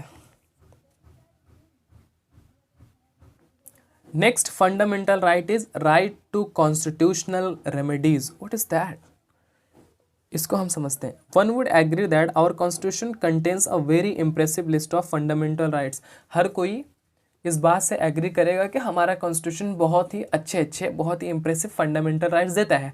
Freedom to religion, freedom to speech, but merely written down a list of rights is not enough.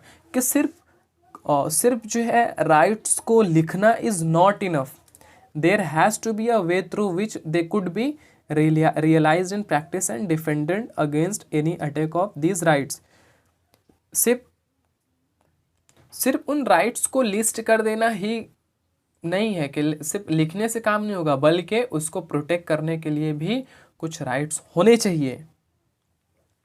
Right to constitutional remedies is the means through which this is to be achieved. Constitutional remedies का मतलब क्या होता है कि इस right के द्वारा, ये बहुत ही इंपॉर्टेंट राइट है, इस राइट के द्वारा ही हम बाकी और जो हमारे फंडामेंटल राइट्स है उसको अचीव कर पाएंगे। Doctor Ambedkar considered the right to constitutional remedies as heart and soul of the constitution. Ambedkar साहब ने इस फंडामेंटल राइट को heart and soul of the constitution कहा है। It is so because this right gives a citizen the right to approach a high court or supreme court to get any of the fundamental right restored in case of their violation। ये right है जो हमें ये right देता है कि अगर मेरे किसी भी राइट का वायलेशन हो रहा है तो हम क्या करेंगे, सीधा सुप्रीम कोर्ट जाएंगे, हाई कोर्ट जाएंगे, सुप्रीम कोर्ट जाएंगे। क्या करने, हमारा जो फंडामेंटल राइट का जो वायलेशन हुआ है उसको रिस्टोर करने। The supreme court and high court can issue order and give direction to the government for the enforced rights। तो सुप्रीम और हाई कोर्ट क्या करेंगे, गवर्नमेंट को ऑर्डर देंगे कि जो भी राइट्स का वायलेशन हुआ है उसको क्या किया जाए, स्टोर किया जाए, जो उसकी हानि हुई है उसकी पूर्ति की जाए। अब ये फंडामेंटल राइट कैसे हमारे और फंडामेंटल राइट्स को प्रोटेक्ट करेगा, ये चीज़ हम यहाँ पे समझेंगे। अगर आपको लगता है कि आपके फंडामेंटल राइट का वायलेशन हुआ है तो क्या कर सकते हैं हम, court can issue various special order known as writs. कुछ रिट्स होते हैं जो हम सुप्रीम कोर्ट में फाइल कर सकते हैं, जिसमें पहला है habeas corpus. A writ of habeas corpus means that the court order that, इसमें सिंपली मीन्स ये है कि अगर किसी को अरेस्ट किया जाता है तो अरेस्ट करने से पहले उसको जो है कोर्ट में हाजिर करना पड़ेगा। हम लोग ने ऊपर भी पढ़े थे कि पुलिस को 24 घंटे के अंदर उसको नियर बाई मजिस्ट्रेट ऑफिस में, मजिस्ट्रेट के पास लेके जाना पड़ता था। अगर ऐसा नहीं होता है तो वो पर्टिकुलर जिसको अरेस्ट किया गया है वो सुप्रीम कोर्ट में रिट डाल सकता है। लेकिन अब सपोज़ उसको तो जेल में डाले हैं, वो कैसे रिट डालेगा, तो फिर उसके जो करीबी रिश्तेदार है वो क्या कर सकते हैं, रिट उसके बिहाफ में सुप्रीम कोर्ट में डाल सकते हैं। Second, mandamus. This writ is issued when the court finds that particular office holder is not doing legal duty and thereby is infringing on the rights of an individual. Suppose आप कोई business कर रहे हो, कुछ भी कर रहे हो, तो समटाइम्स क्या होता है अपने को कुछ लाइसेंस बनाना पड़ता है, या मान लो स्कूल में हो आधार कार्ड बनाने की ज़रूरत पड़ गई और आप उसमें कुछ चेंजेस करने के लिए गवर्नमेंट ऑफिस में जा रहे हो और उन लोग जो है बहाने दुनिया भर के बता रहे हैं कि दिस इज़ लंच टाइम और लाइक दैट, नहीं मतलब रोज़ तुमको ऑफिस का चक्कर लगवा रहे हैं। तो in that what you can do तुम ये वाला रिट जो है उसके खिलाफ फाइल कर सकते हो। तो फिर सुप्रीम कोर्ट क्या करेगा, उसको बोलेगा कि बच्चा अच्छे से काम करो। थर्ड रिट क्या है, prohibition. This writ is issued by higher court, higher or supreme court, whenever a lower court has considered a case going beyond this jurisdiction. कि कभी कभी क्या होता है कि कोई ऐसा केस है जो कि लोअर कोर्ट में नहीं चलना चाहिए, तो वैसे केस में हाई कोर्ट या सुप्रीम कोर्ट क्या करेगा, लोअर कोर्ट को प्रोहिबिशन वाला ऑर्डर करेगा कि आप ये नहीं कर सकते हो, you transfer that case to us. Quo warranto, if the court finds that person is holding office but is not entitled to hold that office, it issues the writ quo warranto and restrict that a person from acting as a office holder. So suppose ऐसा हुआ कि कोई government की positions थी, उसकी बिना advertisement के, बिना ऐसे ही फिल कर दी गई। मान लो कोई रिश्तेदार था किसी का, उसमें ही उन्होंने उसको फिल करवा दिया। तो जब तुम्हें पता चला कि इसका तो ना कोई एग्ज़ाम हुआ ना कुछ हो गया, तो व्हाट यू कैन डू, तुम उसका रिट फाइल कर सकते हो सुप्रीम कोर्ट में कि ये पर्टिकुलर प्लेस जो है ऐसे ही भर दी गई है बिना किसी एडवर्टाइजमेंट के or something. Category, under this writ the court order a lower court or another authority to transfer a matter pending before it to the higher authority or court. इस रिट में क्या होता है, हाई कोर्ट क्या करती है, जो छोटे कोर्ट्स हैं उनको ऑर्डर देती है कि यहाँ पे जो भी केस पड़े हुए हैं उसको हायर कोर्ट्स को ट्रांसफ़र करो। सो दीज आर द, तो अब इसके द्वारा क्या होता है, ये सारे रिट्स हैं, इसमें क्या होता है, अगर एक इंडिविजुअल के फंडामेंटल राइट का वायलेशन हो रहा है, वो तभी सुप्रीम कोर्ट जा सकता है। तो वहाँ पे उसको बताना पड़ेगा कि आपके कौन से फंडामेंटल राइट का वायलेशन हुआ है, फिर सुप्रीम कोर्ट क्या करेगी, उस पर एक्शन लेगी। Apart from the judiciary many other mechanism have been created in the later year for the protection of rights. इसके अलावा भी कुछ और मैकेनिज्म्स हैं, जैसे तुमने सुना होगा national commission on minorities, the national commission on women. तो अलग अलग नेशनल कमीशन हैं, माइनॉरिटीज़ के, वीमेन के, शेड्यूल कास्ट के। तो ये सारे क्या करते हैं, this institution protects the right of women, minorities and dalites. Besides, the National Human Rights Commission has also been established by law to protect fundamental and other kinds of right. तो human right commission क्या करता है, fundamental right को protect करता है और उस तरह के अलग अलग राइट्स को। अलग अलग नेशनल कमीशंस हैं अलग अलग लोगों के लिए, जैसे वीमेन के लिए अलग कमीशन है, माइनॉरिटीज़ के लिए अलग कमीशन है, but national human right commission सबके लिए है, जो किसको प्रोटेक्ट करता है, फंडामेंटल राइट्स के बारे में। सो ह्यूमन राइट कमीशन के बारे में इतना समझो कि ये ऐसी कमीशन है जो क्या करता है, फंडामेंटल राइट्स या कुछ उससे सिमिलर राइट्स को प्रोटेक्ट करता है, जिसमें you can read by detailing, यहाँ पे पढ़ सकते हो क्या है, कब कैसे हुआ। After that will start with directive principle of state policy. Directive principle of state policy को स्टार्ट करने से पहले हम रिवाइज कर लेते हैं फंडामेंटल राइट्स को, कि क्या क्या फंडामेंटल राइट्स को हम लोग ने पढ़े हैं, सो दैट एक क्लियर पिक्चर हमारे दिमाग में बन जाएगी। पहले 6 फंडामेंटल राइट्स हैं हमारे इंडियन कॉन्स्टिट्यूशन में, जो कि पार्ट 3 फंडामेंटल राइट्स में आता है। तो हम कॉन्स्टिट्यूशन पढ़ेंगे तो वहाँ पे अलग अलग पार्ट्स दिए रहते हैं, पार्ट 1, पार्ट 2, पार्ट 3। तो पार्ट 3 के चैप्टर जिसका नाम है फंडामेंटल राइट्स, उसके अंदर आता है। तो पहला फंडामेंटल राइट क्या है, right to equality. Second, right to freedom of religion, right against exploitations. उसके बाद right to liberty and personal freedom. उसके बाद cultural and educational rights of minorities. ये 5 फंडामेंटल राइट्स है। और 6 जो फंडामेंटल राइट्स है, राइट टू कॉन्स्टिट्यूशनल रेमेडीज़ के, अगर इसका वायलेशन हो रहा है या इसका वायलेशन हो रहा है या फिर इसका वायलेशन हो रहा है या फिर ये राइट का वायलेशन हो रहा है या फिर ये राइट का वायलेशन हो रहा है, तो फिर ये जो 6th राइट है वो प्रोटेक्ट करेगा, इन सारे राइट्स को बचाएगा। चलो अब DPSP समझते हैं, directive principle of state policy. तो फंडामेंटल राइट और DSP में क्या है वो, DPSP में क्या डिफरेंस है। पहला ही डिफरेंस ये है कि जो DPSP ना वो इन्फोर्सेबल नहीं है, बल्कि फंडामेंटल राइट इन्फोर्सेबल है।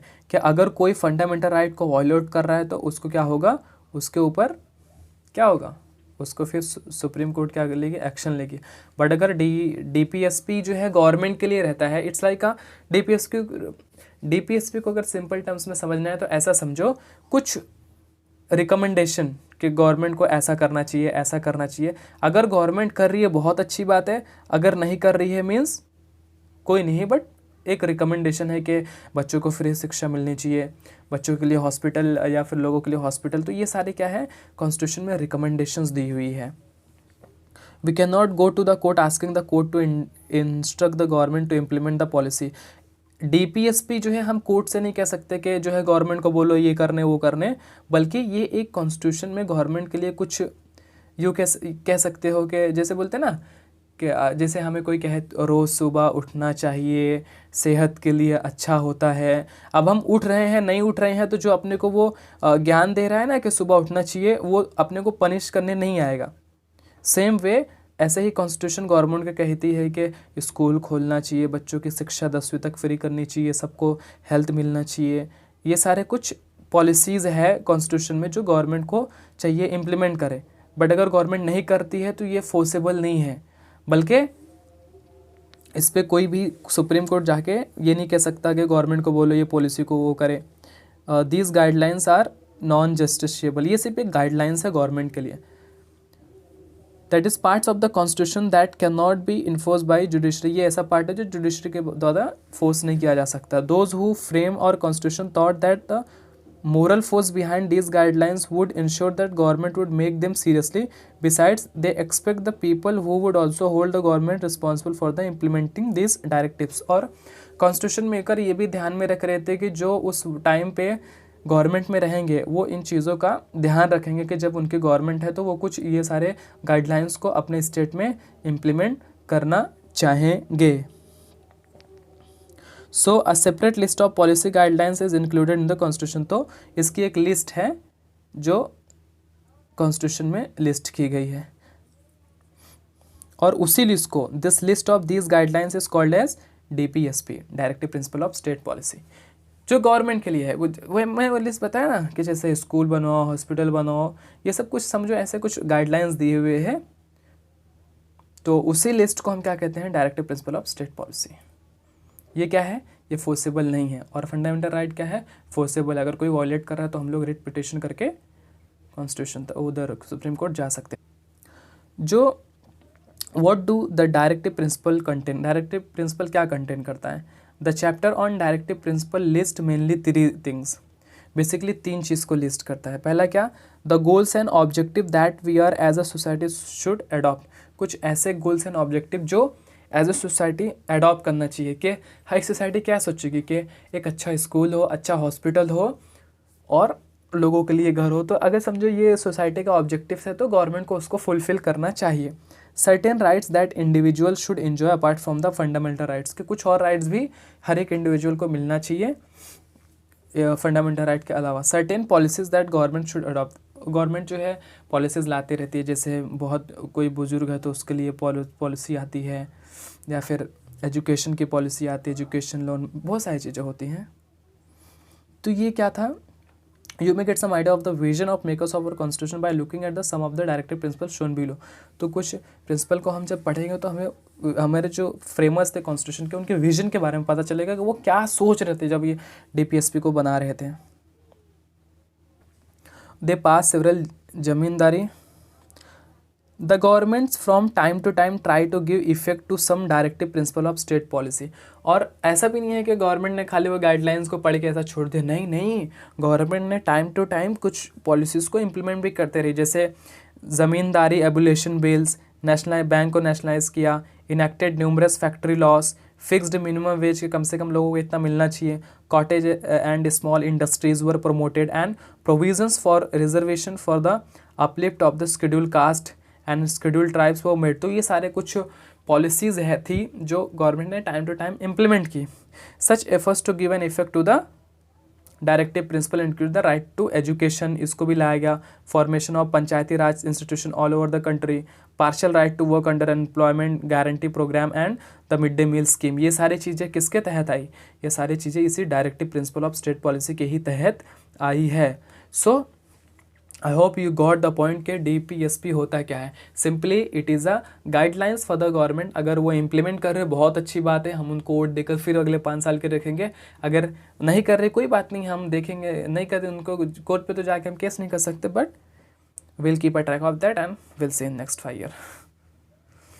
जैसे गवर्नमेंट के लिए कुछ directive principle of state policies की गाइडलाइंस है, वैसे फंडामेंटल राइट के साथ साथ कुछ लोगों की फंडामेंटल ड्यूटीज़ है, वो हमारा अधिकार है करना, वो भी जानना ज़रूरी है। हमने राइट्स के बारे में तो पता चला, बड़ा खुश हुए, ये मेरा राइट है, ये मेरा राइट है। अब ड्यूटीज़ भी है कुछ हमारी। 1970 में क्या हुआ, जब 42nd amendment to the constitution was passed हुआ, तो among other thing like amendment inserted in a list of fundamental duties of citizens, तो इसमें क्या हुआ, कुछ फंडामेंटल ड्यूटीज़ को इंसर्ट किया गया। In all 10 duties were enumerated, सब में से 10 ड्यूटीज़ को लिया गया। However the constitution does not says anything about enforcing this duties, but constitution इसके बारे में ये नहीं कहता कि अगर कोई करे या न कर नहीं रहा तो उसके लिए क्या कोई लीगल एक्शन है या नहीं है, बट ये हमारे फंडामेंटल ड्यूटीज़ है। पहले कहता है as citizens we must abide by the constitution, हमें हमारे कॉन्स्टिट्यूशन का पालन करना है। डिफेंड आवर कंट्री, हमें अपने कंट्री को डिफेंड करना है। Promote harmony among all citizens, protect the environment. However it must be noted that our constitution does not make the enjoyment of right dependent or conditional upon fulfillment of duties. In this sense, the inclusion of fundamental duties has not changed the status of our fundamental right. तो कुछ हमारे fundamental duties है, fundamental rights के साथ साथ duties मतलब हमारी कर्तव्य जो देश के प्रति हो, जो हमारे इंडिया में हार्मनी बनाए रखे और हमें अपने कंट्री को डिफेंड करना है अगर कहीं बाहर वाले से कुछ हो रहा है तो। लास्ट टॉपिक क्या है, relationship between fundamental rights and directive principle. It is possible to see both fundamental rights and directive principle as complementary to each other. Fundamental rights restrain the government from doing certain things, while directive principle of state policy exhort the government to do certain things. Fundamental right mainly protect the rights of individual, while directive principle ensure that well-being of a entire society. That means दोनों एक दूसरे से related कैसे है, fundamental rights government से protect करता है लोगों को, गवर्नमेंट कभी जो है कुछ ऐसा लोगों के साथ उल्टा ना करने लगे। और डीपीएसपी क्या करता है, वो गवर्नमेंट कहता है कि लोगों के लिए अच्छा करो। फंडामेंटल राइट क्या कर रहा है, इससे प्रोटेक्ट कर रहा है कि कहीं गवर्नमेंट जो है फोर्स लाइक कोई ऐसे लॉ ला दे जिससे लोगों का नुकसान हो, फंडामेंटल राइट्स का उल्लंघन हो, तो वहाँ से तो फंडामेंटल राइट बचा रहा है, गवर्नमेंट से लोगों को बचा रहा है। और उसके दूसरी तरफ डीपीएसपी से directive principle of state policy से क्या कर रहा है, गवर्नमेंट कह रहा है कि लोगों के लिए भलाई का काम करो। डायरेक्टिव प्रिंसिपल के गोल्स क्या है कि welfare of a people, social economic and political justice हो, raising the standard of living, equitable distribution of resource, सबको इक्वल रिसोर्सेज होने चाहिए, promotion of international peace. Policies क्या है, uniform civil code, prohibition of consumption of alcoholic liquor, ये सब का prohibition होनी चाहिए, promotion of cottage industry, prevention of slaughter of the useful cattle, कोई कुछ ऐसे कैटल का जब स्लॉटर हो तो उससे प्रिवेंशन हो, प्रमोशन ऑफ विलेज पंचायत। अब जैसे हम पहले ही पॉलिसी की बात करें तो कुछ कुछ स्टेट में लिक्वर बैन है, तो दैट मीन्स कि वो स्टेट की गवर्नमेंट क्या कर रही है, डीपीएसपी को क्या कर रही है, इम्प्लीमेंट कर रही है। उसके साथ साथ non justiciable rights, adequate levied, सबको इक्वल लिवलीहुड मिले, equal pay for equal work for main and women, सबको इक्वल पे किया जाए, ऐसा नहीं कि वो वीमेन है तो उसको कम सैलरी मिले, राइट अगेंस्ट इकोनॉमिक एक्सप्लॉयटेशन ना हो, राइट टू वर्क, सबको काम मिले, right of children to free and compulsory education.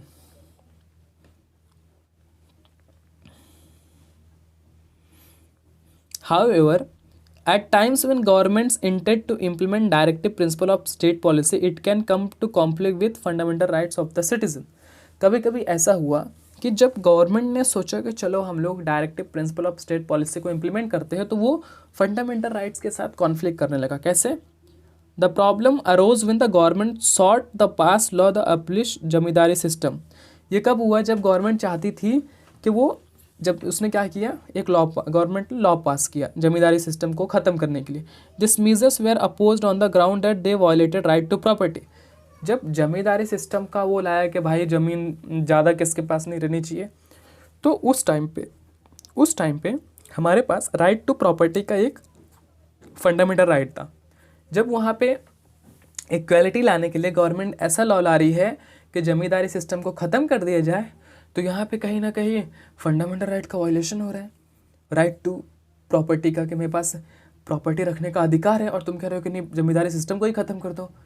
तो ये एक केस हुआ। However, keeping in mind that society social needs that are greater than individual interest, but एक चीज़ को हमेशा ध्यान रखना है कि जो सबकी नीड है वो ज़्यादा इंपॉर्टेंट है as compare to individual interest. The government amended the constitution, इसी बेसिस पे गवर्नमेंट ने क्या किया, कॉन्स्टिट्यूशन को अमेंड किया to give effect of directive principle of state policy. This led to the long legal battle, जिसकी वजह से एक बहुत बड़ी बैटल थी। क्यों? क्योंकि फंडामेंटल राइट को हम लोग क्या नहीं कर सकते, ईजिली चेंज नहीं कर सकते, और गवर्नमेंट ने क्या किया, अमेंड कर दिया। अब लोग सोचने लगे, जब राइट टू प्रॉपर्टी को अमेंड कर दिया गया तो कल के दिन right to freedom of speech को भी गवर्नमेंट ख़त्म कर देगी, फ्रीडम ऑफ रिलीजन को भी गवर्नमेंट ख़त्म कर देगी। तो इसका एक बड़ी लीगल बैटल चली। एग्जीक्यूटिव और जुडिशरी ने अलग अलग पोजीशंस लिए। गवर्नमेंट ने क्लेम किया right can be abridge for giving effect to DP directive principle. This argument assume that right were hindrance to welfare of a people, कि ये जो राइट, ये जो एबोलिश किया गया था उसमें कहीं ना कहीं वेलफेयर ऑफ अ पीपल ही था, लोगों के भलाई के लिए ही था। On other hand the code held the view that fundamental right were so important so and sacred that scared that they can not B limited even purpose of implementing directive principle. तो other hand ये भी डरती थे कि fundamental right तो बहुत ज़्यादा important है, तो उस वजह से ये भी डरता है कि डीपीएसपी के चक्कर में कहीं हम जो है फंडामेंटल राइट्स को इतना आसानी से चेंज करने वाले बना दे तो कल के दिन पता चले कोई भी आके कुछ भी चेंज करके जा रहा है कॉन्स्टिट्यूशन के फंडामेंटल राइट में। This generated another complicated debate. This related to the amend of the constitution. The government was saying that parliament can amend any part of the constitution. Government क्या कह रही थी कि पार्लियामेंट कॉन्स्टिट्यूशन का कोई भी part amend कर सकता है। The code was saying that parliament can not make an amendment that violated fundamental rights. Parliament ऐसे राइट्स पार्लियामेंट फंडामेंटल राइट्स को अगर कुछ वायलेट करा उसको अमेंड नहीं कर सकते। This controversy was settled by an important decision of Supreme Court in Kesavananda Bharati case. इस केस में इसका डिसीजन लिखना। In this case the court said that there are certain basic feature of the constitution.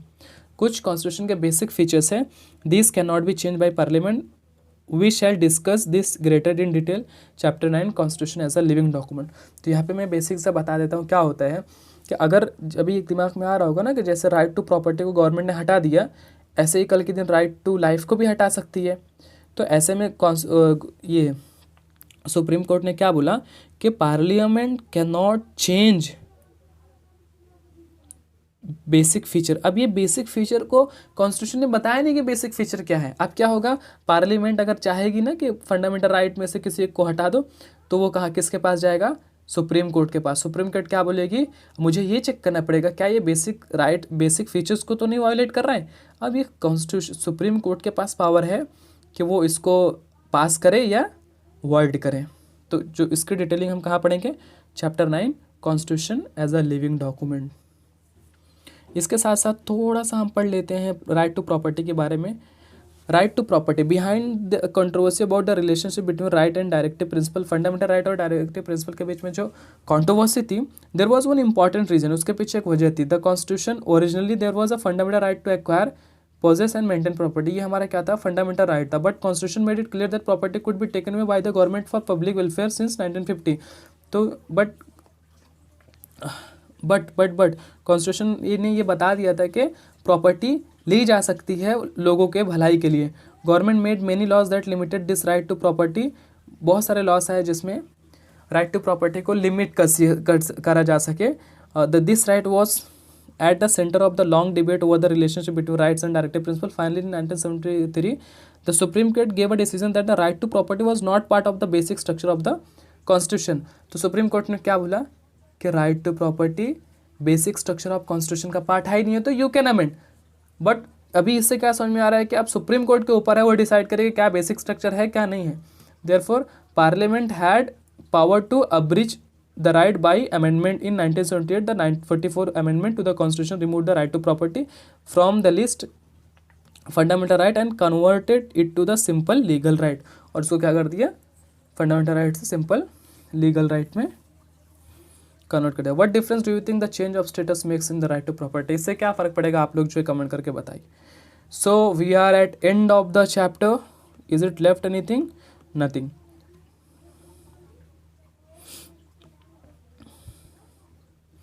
क्या बचा हो यहाँ पे, कंक्लूजन।